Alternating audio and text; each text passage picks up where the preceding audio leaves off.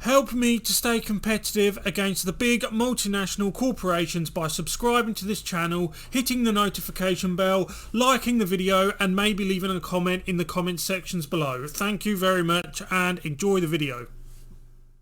Greetings free thinkers, welcome to the Hoggcast. Okay, on today's video we have some what could be considered very polarising footage of what is exactly happening on the border of Greece, which is Europe's European Union southern border, and the legions of refugees, or what many people believe, including myself, so-called refugees, are basically the situation on that border is becoming extremely tense, with clashes with alleged refugees shouting Allah Akbar, setting fires, the people of the Greek island of Lesbos telling them to go away, although the refugees that have been brought to that island, it's obviously a staged thing in cahoots with the NGOs that are the non-government organisations that are there, and I'll prove that to you in a moment. So we've got footage. If you've got time to watch this, please watch until the end, because otherwise you're not going to get a full idea of the situation, what's going on here. I know some of it can be difficult to watch. I understand that. I appreciate that. Nothing in the modern culture war is nice. It is a very gritty situation to deal with. Anyway, I've talked long enough, so let's get into the footage. I'll roll each clip and then we will dissect each clip as it goes on. Also, we have some worrying news from Turkey coming from the mouth of the President Erdogan himself. Okay, let's go.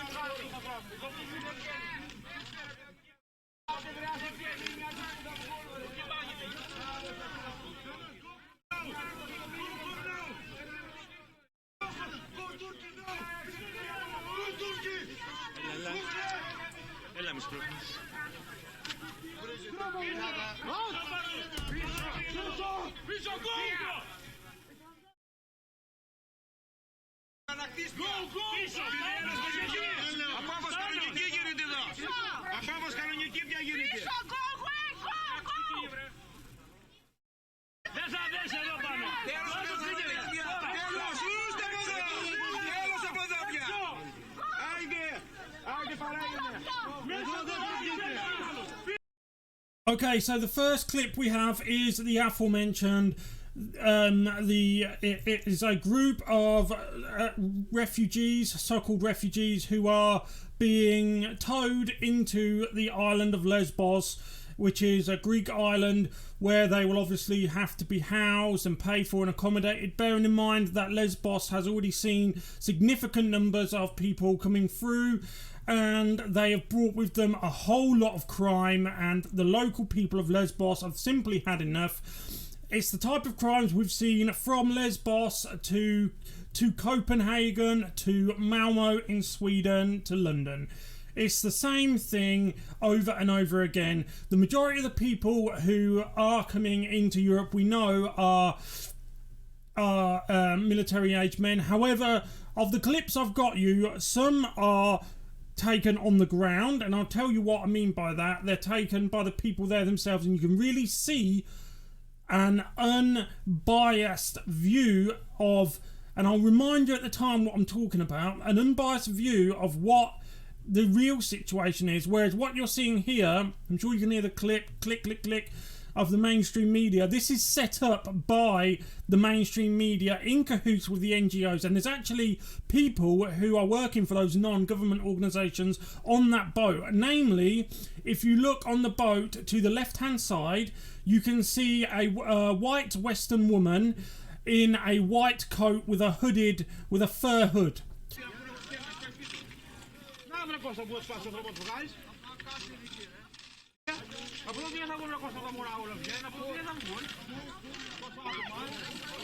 Okay, she is not a refugee.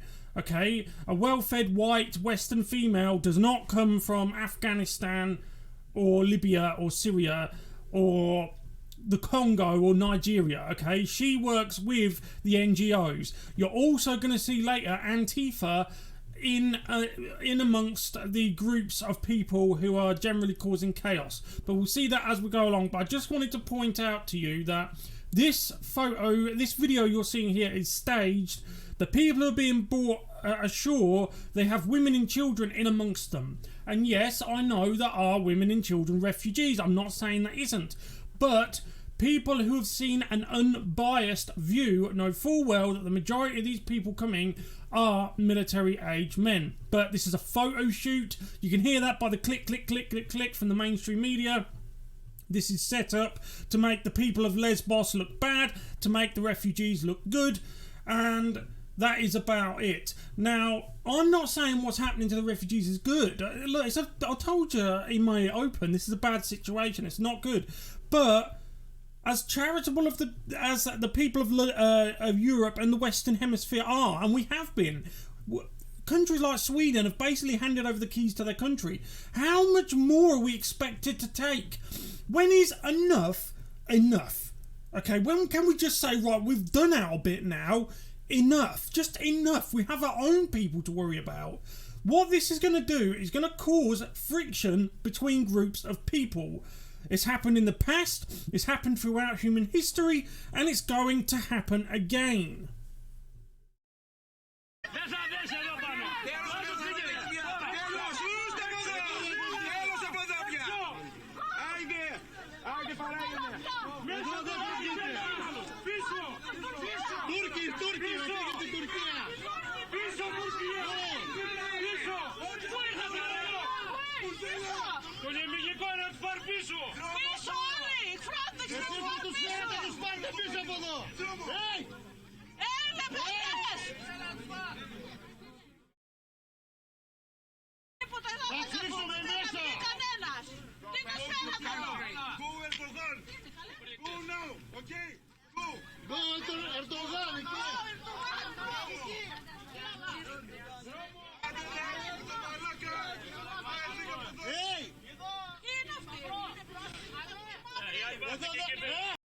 And that is the end of that clip. And as you saw, the people who, the Coast Guard there, have just left the ship, the boat on the docks of Lesbos, just left them to get on with it. You will also see some of the men picking up the children as if to comfort the children.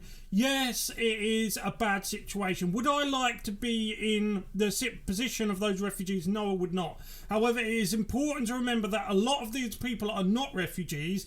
They are coming from countries that might be poor, but they are not war-torn. And even the countries that are war-torn, they have no intention of staying in Greece, and they have every intention of breaking perfectly normal asylum laws to get to the West. A lot of the time, they will cherry pick which country they want to live in, which is a flagrant breach of international asylum laws. You're supposed to settle in the first safe country you arrive in, whereas often they will behave as if they're searching for a hotel. They'll they'll compare sites, and whichever one's offering the best deal, they'll go there. That's not how it works.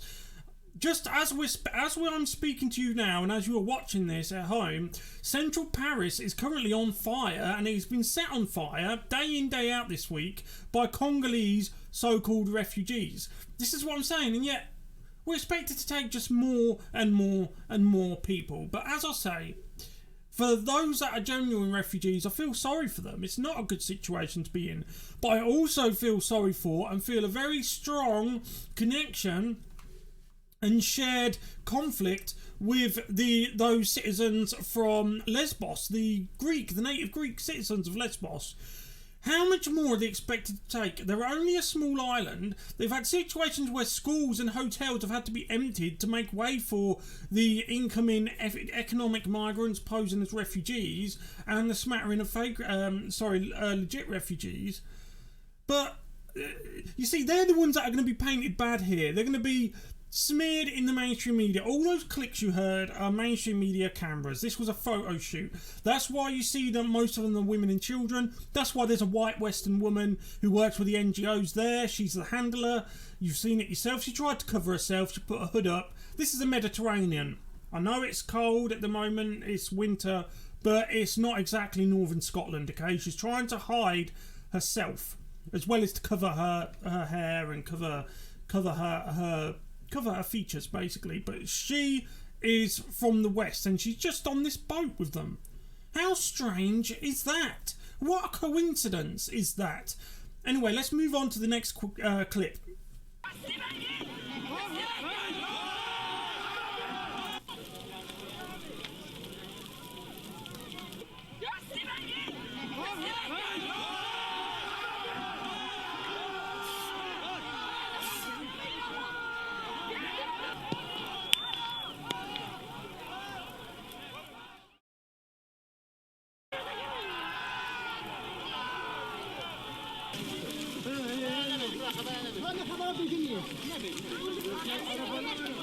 Okay, now I've chose this footage to run after the Lesbos one for one good reason, okay? What you're seeing here is the true faith. That's the Greek border. When the people have left Lesbos and make their way to mainland Europe, heading to west, that's what this clash is about. The clash you're seeing on your screen, which was taken 3 months ago, okay, the clash on the Greek border, the clash you're seeing is because the Greek police are trying to stop people coming into mainland Europe who will inevitably make their way to Western Europe. And not only that, the Greek police have been roundly criticised by the Western media, who are also there, as you know, and the Western politicians, which is something I find especially offensive, because those Greek police, who, bearing in mind, they know full well that these people are going to make their way to Western Europe, they're not going to stay in Greece. Yes, some do stay in Greece, we know that, but the majority of them are going to Western Europe. Those police officers, Greek police officers, are trying to protect the West's heritage and its ability to go on into the future.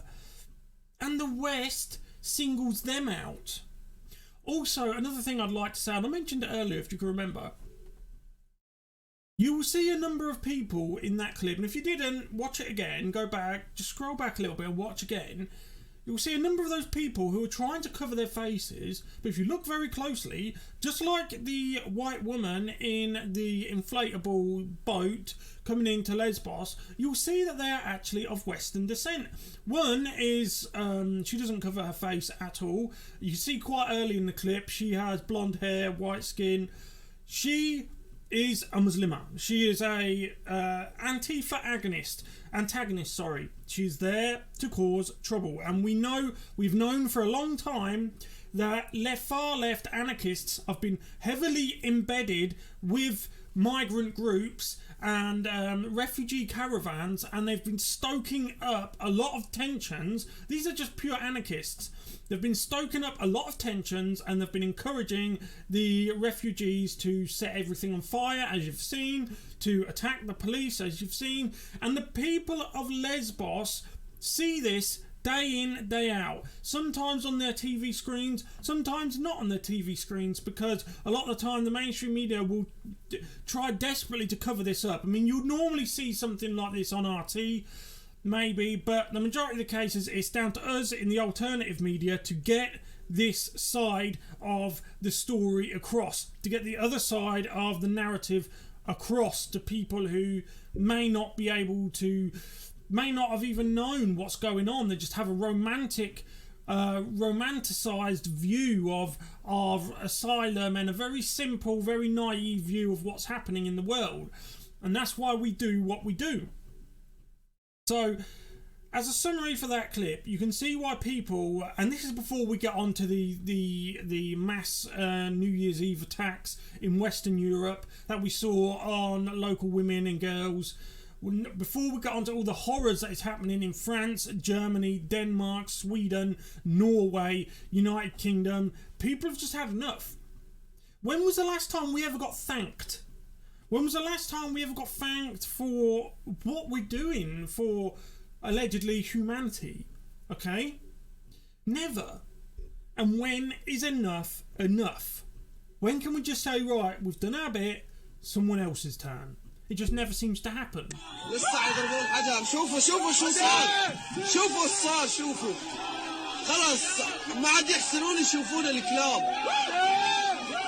الله اكبر. تكبير. الله اكبر. شوفوا ايش صار. حرقوهم. حرقوهم. ايوه هاتها هاتها.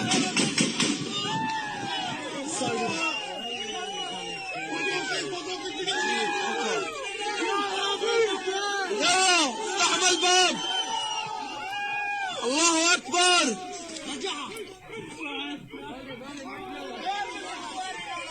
يضربون حجرة تنسلف عليهم 1000 حجرة.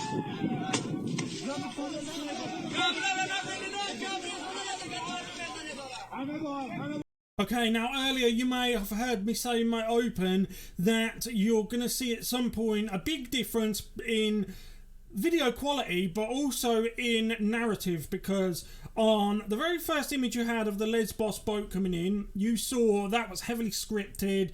You had the white female NGO handler in the boat with the mainly women and children. You had the click, click, click, click, click of the mainstream media cameras there.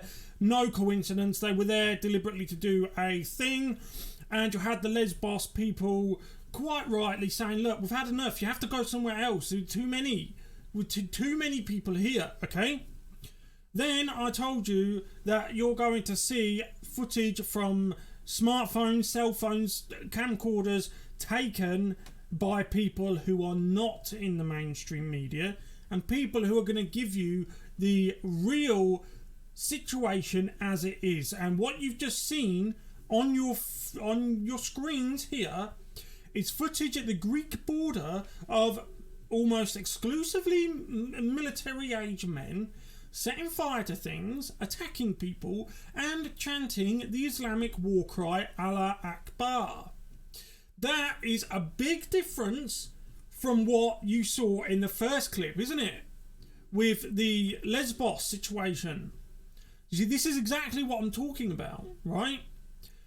The people of Lesbos, just like everywhere else in the Western Hemisphere to a certain extent, have seen the footage that you've just seen. They've seen that type of thing, and they've seen it again and again and again. And then people's minds, they get to turning and they think to themselves, you know, I really don't like where this is going. Why are we doing this? And slowly more and more people start to turn. And then you get alternative media movements, you get patriot movements, you get an upswelling of conservatism, of traditionalism.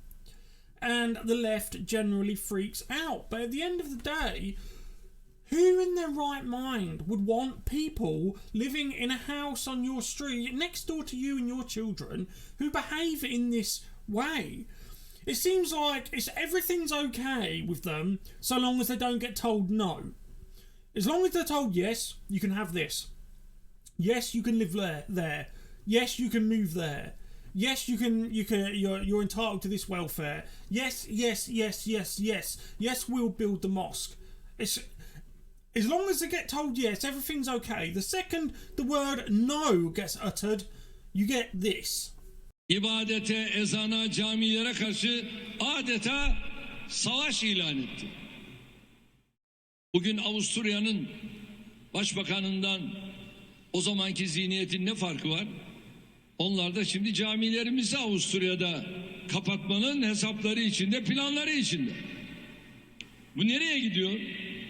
Bu yeniden, ondan korkuyorum, bir Haçlı Hilal Savaşı'na doğru bu Avusturya Başbakanı'nın attığı adımlar dünyayı buraya doğru götürüyor. Neymiş? Oradaki bizim din adamlarımızı Avusturya'nın dışına atacaklarmış. Ya siz bunu yaparsınız da biz boş mu dururuz? Biz de bir şeyler yaparız demektir. Okay, that was the final clip that you saw there, and as you saw, if you could read the the subtitles, that was President of Turkey Erdogan, who was saying that because Austria is they're ceasing down on all of this new mosque building and the radical Islam, the very aggressive imams, the radical imams, very aggressive imams who are instilling a lot of very negative, very anti-Western sentiment into the minds of Europe's fastest growing demographic, which is the Muslim population. The Muslim demographic is vastly out competing every other demographic when it comes to birth rates, and Austria has simply had enough. Austria is saying, no, we're not going to deal with this anymore.